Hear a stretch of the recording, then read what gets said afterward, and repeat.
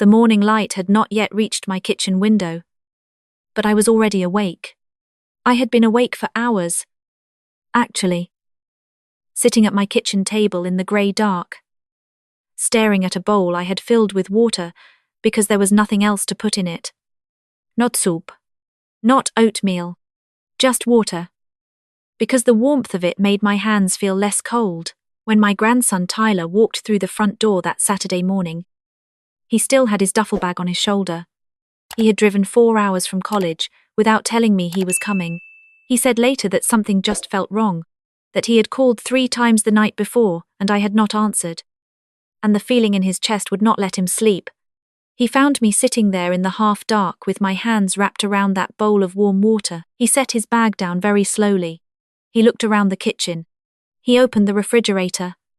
He stood there for a long moment, not speaking, just staring at the nearly empty shelves. A jar of mustard, 2 eggs, a container of baking soda I had put there years ago and never moved. Then he turned to look at me, and his voice was very quiet when he asked, "Grandma, why is there no food in this house? You get $7,800 every single month. Where is it going?" Before I could answer, my son Gregory stepped in through the back door. He had his own key. He always had his own key. He looked at Tyler, then at me, and he said in a calm, flat voice, "She doesn't need you worrying about her finances. I handle everything now. That's the arrangement." Tyler set his duffel bag down on the floor, unzipped it slowly, and pulled out a hoodie he had been wearing at the top. He folded it neatly and placed it on the counter. That small, deliberate movement told me something I already knew. My grandson had not come here to argue. He had come here prepared for whatever this was going to become. My name is Helen Marsh. I am 68 years old. I taught middle school mathematics for 31 years in the same district where I was born, in Clarksville, Tennessee. I retired with a pension that deposits $7,800 into my bank account every month without fail. And I have lived in this house, the one my late husband Raymond built with his own hands on a 1/4 acre of land. His father left him for 34 years. I want you to understand what that pension meant to me before I tell you what happened to it. It meant I could live quietly and with dignity. It meant I could fix the porch steps when they rotted. It meant I could drive to see Tyler at school when his mother couldn't take time off work. It meant I was not a burden. After 31 years of shaping other people's children, I had earned the right to take care of myself. That was what that money meant. And then it was gone, not all at once. Nothing that reveals itself slowly ever disappears all at once. It left the way water drains from a tub quietly, a little at a time, until one morning you reach in and find only the cold. It started 2 years ago. After I had what Gregory called a health scare, I had been dizzy in the garden, lost my footing for a moment, and sat down in the grass until it passed. I told my doctor. My doctor said it was likely dehydration and summer heat and told me to drink more water. I was fine, but Gregory had seen me sitting in the grass through the fence. And by the following week, he had driven down from Nashville with a folder full of papers and a look on his face I did not recognize. He said he was worried. He said I was getting older and that managing finances alone was stressful. He said his wife Patricia worked in banking and understood how these things should be structured. He used words like streamlined and protected and peace of mind. He said it was just a temporary arrangement, just until I felt steadier. He asked me to sign papers that would allow Patricia to help manage transfers and bill payments. I remember asking him if it was truly necessary.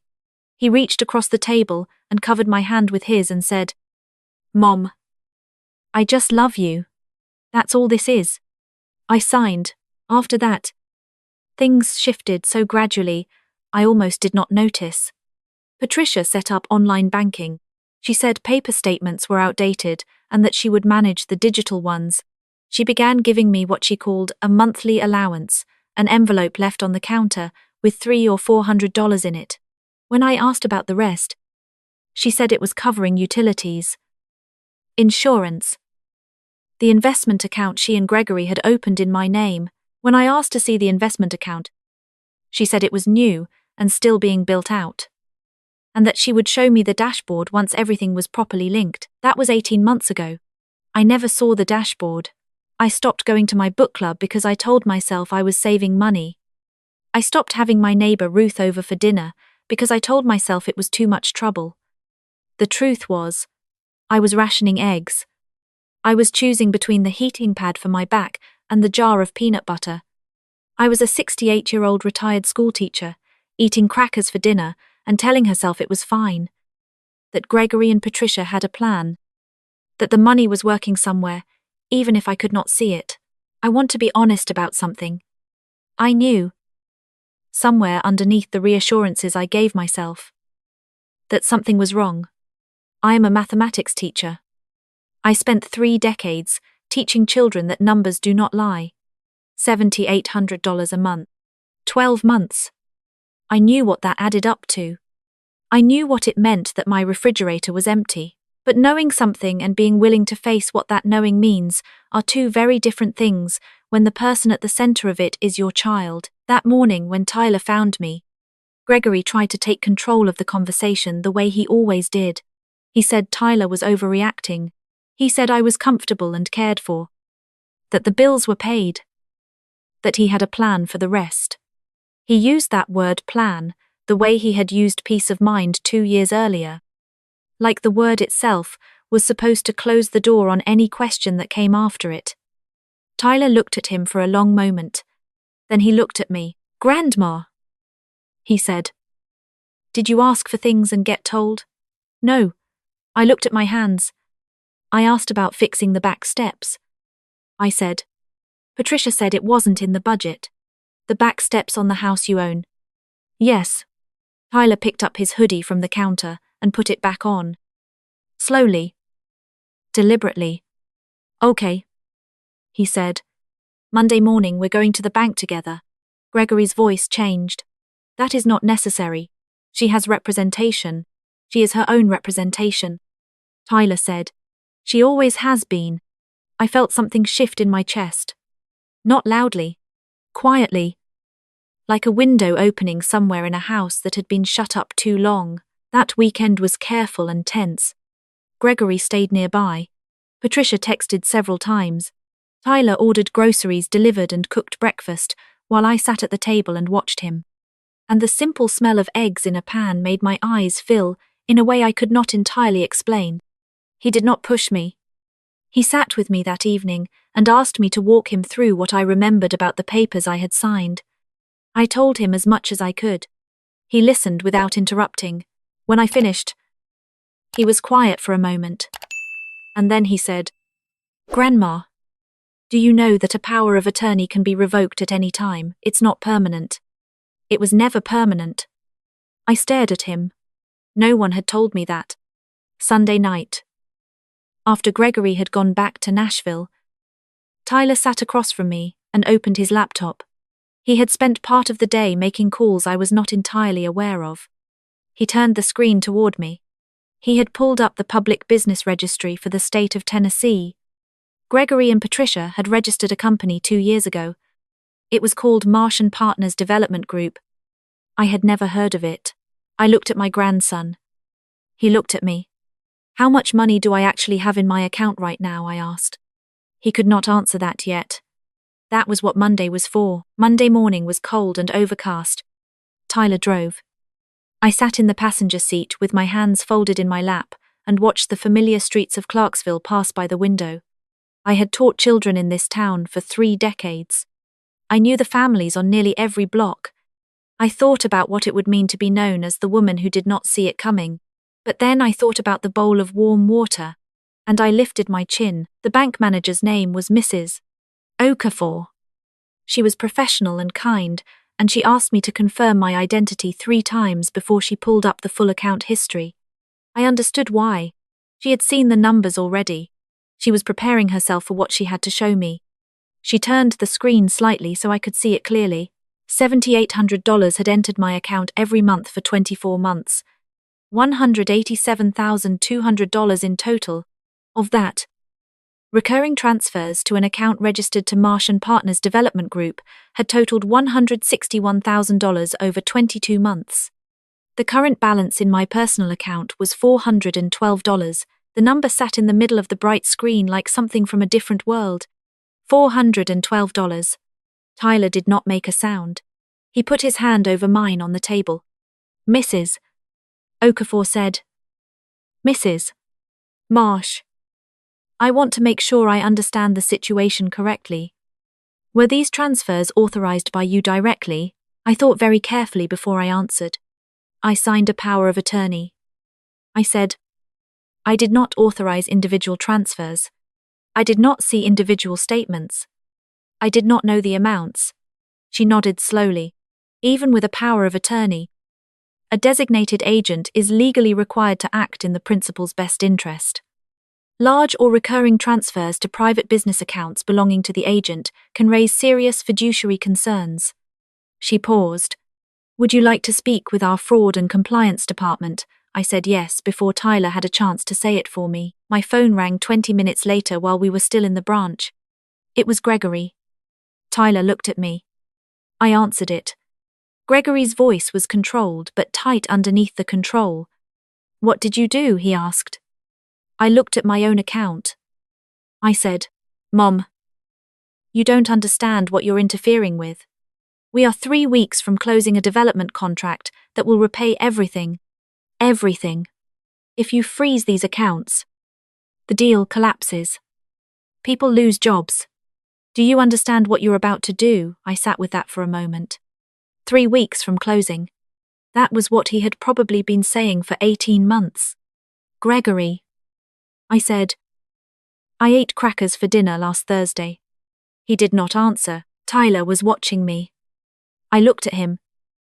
And I thought about the 31 years I spent teaching children that, if a number does not add up, you go back and find the error.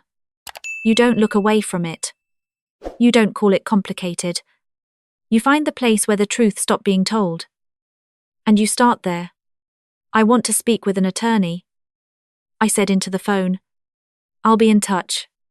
I ended the call. That afternoon, Gregory arrived at my house. Patricia was with him. And with them was a man I had never seen before, introduced to me as their financial advisor. Mr. Dennis Cole. He wore a good suit and had the particular smile of someone who was accustomed to talking people out of decisions they had already made. He explained, calmly and warmly, that the transfers were structured investments, that the development company was a vehicle for growing my retirement assets, that the current situation was temporary and would resolve in weeks. He used the word opportunity several times. He said that proceeding with a formal bank review would damage the company's credit positioning and could, in the worst case, create a situation in which creditors look toward other secured assets. Tyler asked him what other secured asset. Dennis Cole glanced at Gregory. Gregory looked at the floor. Patricia said, quietly, we used the house as part of the collateral for the business line of credit. I heard the words.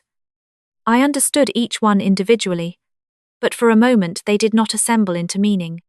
This house, Raymond's house, the one built by hand on his father's land, they had placed it as collateral for a business I had never heard of. Using a power of attorney I had signed on a Tuesday afternoon because my son told me he loved me. Tyler stood up. Get out, he said. He was not shouting. He was very calm. All 3 of you. We are done talking without an attorney present. Dennis Cole began to explain that an adversarial approach would not serve my best interests. Tyler walked to the front door and opened it. He held it open and looked at the 3 of them without moving or speaking until they left. When the door closed, I was sitting in my armchair in the quiet. The same armchair, the same room, but something was different about the way the air felt. Grandma, Tyler said, sitting down across from me. I need to ask you something, and I need you to answer honestly. Not to protect him. Just the truth. All right, I said. When you signed those papers 2 years ago, Did anyone explain to you that Gregory and Patricia could use your assets as business collateral? No. I said. Did anyone tell you that your house could be at risk? No. Did you understand that the power of attorney gave them control of everything, bank accounts, property, everything? I was quiet for a moment. Gregory said it was for peace of mind. I said finally. He said it was temporary. Tyler nodded, slowly. Okay. He said. Then it's time. The attorney Tyler contacted specialized in elder financial law. Her name was Ms. Delaney. And she drove down from Nashville the following morning. She was precise and unhurried, and she read every document in the folder. I had kept the ones I had copies of, with the patience of someone who had done this before, and understood what it cost. The person sitting across from her, she explained several things clearly. First, a power of attorney could be revoked immediately and in writing. And it would be, second, using a vulnerable adult's assets for personal business gain without transparent, informed consent constituted financial exploitation under Tennessee law. Third, placing a person's primary residence as collateral without ensuring genuine informed consent was potentially fraudulent. And the lender would need to be informed that the signatory had not been properly apprised of the terms. She looked at me when she finished. Mrs. Marsh, I want to be direct with you. This is serious. But you have not lost yet. The house is at risk, but it has not been seized. And there are legal tools available to us right now. I asked the question that had been sitting in my chest since Monday. Did Gregory know what he was doing was wrong? Miss Delaney paused. I think, she said carefully, that people in financial desperation often construct a version of events in which they are still the good person. He may have believed the deal would close. He may have believed he would repay it before you noticed. That doesn't change what happened. But it's worth knowing. Gregory came to my house 2 days later. Alone. Without Patricia. Without Dennis Cole. He looked like he had not slept in the time since Tyler had asked them to leave. And I believed that was true, because I recognized that particular look from the years when he was young, and something was weighing on him that he didn't know how to say. He sat down at the kitchen table, Raymond's kitchen table, and the one we had eaten 10,000 meals at together, and he put his face in his hands for a moment. Mom, he said, I don't know where to start. Start with the truth. I said, we can figure out the rest from there. He told me about the company. He had started it 3 years ago with plans for residential development. The first project had struggled. The second had fallen through entirely. By the time he came to me with the folder of papers, he was already under significant debt. He had told himself that my pension could serve as a bridge just temporarily, while he secured the contract that would make everything right. But the contract kept moving. Delays. Renegotiations. And each month the debt grew. And each month he moved another transfer, and told himself it was still temporary. Dennis Cole had been the one to advise structuring the transfers through a power of attorney rather than direct loans, because it kept the arrangement out of the formal lending record. Dennis Cole had also been the one who suggested using the property as collateral when the credit line needed expansion. He told you it was legal, I said. He told me it was standard, Gregory said. There's a difference. And I should have known that. I looked at my son. He was 51 years old. And he looked, at that moment, very much like the boy who used to sit at this same table and tell me about things that had gone wrong at school, expecting me to fix them. I had spent his whole life fixing things, and this time I could not. Gregory, I said, you put this house at risk. My house. The one your father built. You did that. Yes, he said. He did not try to qualify it, and you fed me for 2 years on grocery envelopes, while $160,000 of my money went into a company I didn't know existed. Yes. I sat with that for a long moment. I want you to understand something, I said finally. I am not doing this to punish you. I am doing this because if I don't, I will lose this house. And if I lose this house, I have nothing. Not because I was careless. Because I trusted you. He was crying by then. I did not go to him. I let him sit with it. The investigation that followed was thorough and uncomfortable. Ms. Delaney filed the revocation of power of attorney immediately. The bank's compliance team issued a freeze on the business account pending review. The lender who held the property collateral was notified of the circumstances. And Ms. Delaney made clear that proceeding with any seizure action while a financial exploitation investigation was active would expose them to significant legal complications. Dennis Cole became the subject of a professional ethics inquiry through the State Financial Advisory Board. It emerged that he had provided similar advice to at least 2 other clients, structuring family financial arrangements to benefit failing business entities while keeping the arrangements off formal credit records. He had protected himself carefully in each case with signed documentation. He had not, in any of those cases, ensured the signing party genuinely understood what they were agreeing to. Gregory had to file for business dissolution. There were creditors. There were suppliers who had not been paid. The company was finished.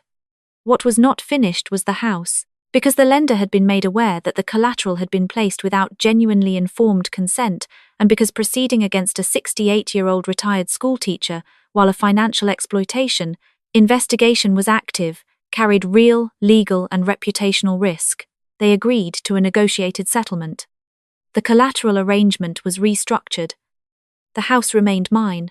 The $412 could not be fully recovered. A portion came back through the freezing and partial liquidation of business assets. Not all of it. I understood that going in, the money was gone in ways that could not all be undone. But the house stood. And my name was on it. And the account was mine again, with full access restored. The power of attorney had been revoked on a Wednesday afternoon. And I was there when Miss Delaney filed it. And I want to tell you what that felt like. It felt like opening a window in a room where the air has been the same for 2 years. It felt like hearing your own name said clearly after a long time of hearing it used as a signature. Tyler stayed for 10 days. He cooked most of the meals. And I let him. And I sat at the table and drank coffee while he did, and we talked the way we used to when he was in high school. On his last evening before driving back, he sat across from me after dinner and said, "Grandma, why didn't you say something sooner? You could have called me." I thought about it honestly before I answered. Because I told myself I was helping him. I said. And because I was ashamed of not understanding what I had signed. And because somewhere underneath all of that, I think I was afraid that if I looked too closely at what was happening, I would have to see something about my son that I wasn't ready to see. Tyler looked at me for a moment. And now I see it. I said. And I still love him. Those 2 things can both be true. He nodded slowly. Yeah, he said. I think that's right. Gregory and I are not where we were. I don't know if we will get back to where we were. He is working now. A regular job. Paying down debt the slow way. He calls on Sundays. Some Sundays I answer, and we talk for a few minutes. Some Sundays, I am not ready yet. And I let it go to voicemail. And I sit on the back porch where Raymond's garden used to be, and I give myself permission to feel whatever I feel without apologizing for it. My accounts now have independent oversight, a service that sends me a full statement every month and alerts me to any outgoing transfer over $200. The back steps have been repaired. The heating pad is plugged in and works every night. The refrigerator has food in it. Real food. The kind you buy when you're not rationing. Ruth came over last week, and we had soup and bread and talked for 3 hours, and I cannot fully explain how ordinary and enormous that felt at the same time. I am 68 years old. I am still the woman who taught 31 years of math to kids who thought numbers were the enemy. I know better. Numbers are not the enemy. Silence is. Shame is.